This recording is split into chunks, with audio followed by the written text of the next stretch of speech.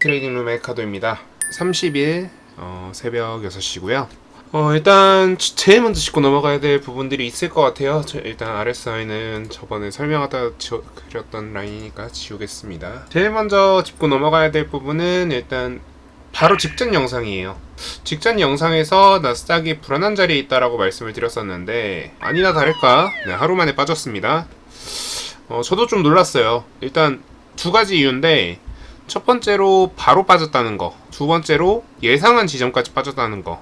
이제는 사실 둘 중에 하나일 것 같아요. 13,000에서 13,500 정도까지 올라가거나, 그러니까 1,500포인트에서 2,000포인트 정도 다시 올라오거나, 아니면 다시 500포인트에서 600포인트를 반납하면서 하락세를 보여주거나, 둘 중에 하나일 것 같은데, 저는 지금 베팅은 7대3 정도의 비율의 확률을 보고 있습니다.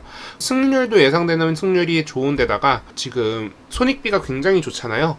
위로 플러스 10%인 거고 아래로 마이너스 5%인 상황이니까, 만약에 여러분들이 조금 더 패시브한 형태의 투자를 하고 싶다라고 하시면은 나스닥 관련된 ETF 상품에 레버리지 쓰지 마시고요. 레버리지가 없는 상품에 투자를 해보시는 방법도 있을 것 같아요. 기본적으로는 저는 종목 위주로, 그러니까 지수보다는 개별 종목 위주로 놓으시는 걸 추천드리고요.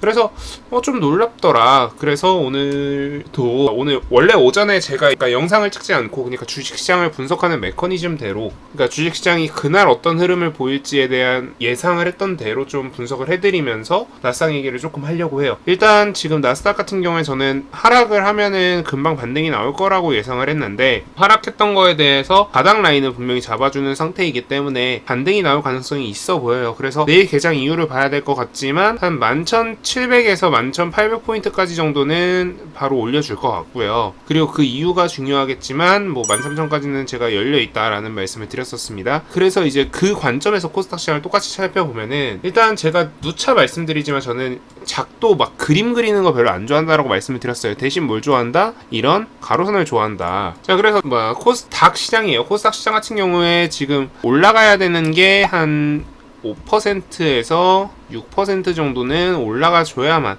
바로 직전 저항 라인까지 올라갈 수 있을 것 같아요. 저항 라인이 이전 지지 라인들이겠죠. 여기까지 올라간다라고 하면 저점 대비로 생각을 하면은 거의 20% 정도 반등을 주는 거고요. 20% 정도 반등을 준다라고 하면은 다음 타겟은 추가로 한 10% 안쪽으로, 그러니까 한 7% 정도 되는 라인인 바로 900 라인 정도까지 반등을 예상을 하고 있습니다. 근데 여기까지 사실 갈 수 있을까? 약간 이런 의문이 들어요. 이런 의문이 든다라는 건 뭐냐면, 일단 첫 번째로 이렇게 지금 빠지는 와중에, 그러니까 지금 보시면 이렇게 내려오는 와중에 거래량이 지속적으로 증가하는 모습을 보실 수 있었어요. 그리고 이렇게 반등할 때 거래량 증가는 굉장히 미비했고요. 그런 것들을 봤을 때, 이런 지금 1년의 상황들을 봤을 때 여기서 만약에 반등이 제대로 나와주려면 거래량이 빵 터져주는 상황이 분명하게 나와야 됩니다.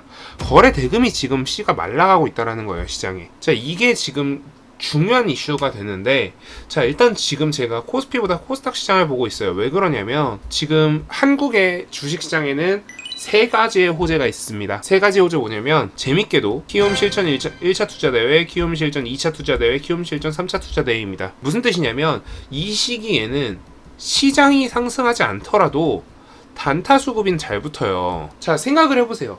우리나라에서 가장 난다긴다 하는 단타러들이 단타 대회 상금과 타이틀을 노리고 참여하는 거예요. 이 사람들은 어떻게 하겠어요? 이 사람들은 당연히 빠른 매매들을 선호해요. 왜? 아니, 한 달 반에서 두 달 동안 400% 수익을 내야 하니까. 자, 그렇기 때문에 좀 단타 수급이 굉장히 많이 몰리고요. 그렇게 해서 거래 대금이 폭발적으로 증가하는 경우가 굉장히 많아요. 물론 이 개인의 거래 대금이 얼마나 영향을 주겠냐라고 생각을 하시겠지만, 1억 리그 참여자 상위권 기준으로 한 150명, 200명 정도가 좀 무리해서 거래 대금을 일으킨다라고 하면 최소한 300억 정도가 추가적으로 발생을 합니다. 일단 한 가지 예시를 드리면, 제가 키움 실전 투자 대회 1억 리그 기준으로 총 6번을 참가를 한 것 같더라고요. 6번 정도 참가를 한 것 같은데, 6번의 기록을 제가 다 가지고 있진 않아요. 대부분 제가 가지고 있지만, 대부분도 아니네요. 3회 기록을 가지고 있지만, 그 3회의 평균 거래 대금, 그러니까 그 3회 대회 기간 동안 평균 거래 대금이 180억이었어요. 평균이. 합이 아니라. 네, 이렇게 생각하시면 하루에 제가 얼마만큼의 거래를 했을 것이고 다른 사람들이 얼마만큼의 거래를 했을 것이고가 예상이 되실 겁니다. 그러니까 이 단타 수급이 굉장히 증가하는 데 비해서 거래대금은 오히려 줄고 있다 시작을 했는데, 그래서 지금 보시다시피 상한가도 안 나오고 그렇다고 뭐 시장이 막 엄청 흐름이 좋은 것도 아니고 그렇습니다. 그렇기 때문에 여러분들은 지금 어떤 생각을 가지셔야 되냐면 조금 더 보수적으로 보셔야 돼요. 자, 그래서 저는 굉장히 지금 시장을 보수적으로 보고 있는데, 일단은 여러분들 지금 상황에서 하지 말아야 되는 매매가 두 가지가 있어요. 첫 번째는 뉴스에 의한 매매예요. 자, 왜 그러느냐? 일단 뉴스는 항상 순간적인 상승 파동을 만들어냅니다. 당연하게. 자, 대표적인 종목이 어제 날짜로 있었던 일승 같은 종목이에요. 자, 일승 같은 경우에 제가 방송을 통해서도 충분히 좋다라는 말씀을 굉장히 많이 드렸었고요. 그래서 이 종목 같은 경우는 수익을 내신 분들도 분명히 있었을 거예요. 자, 그런데 일단 오늘 LNG 플랫폼 관련된 이슈가 나오면서 굉장히 강한 상승을 만들어냈는데 거의 20% 가까운 상승을 만들어냈어요. 자, 우리 생각을 해봅시다. 이 20% 가까운 상승을 만들어내면서 여기 있는 거래 대금을 충분히 먹어줬는가?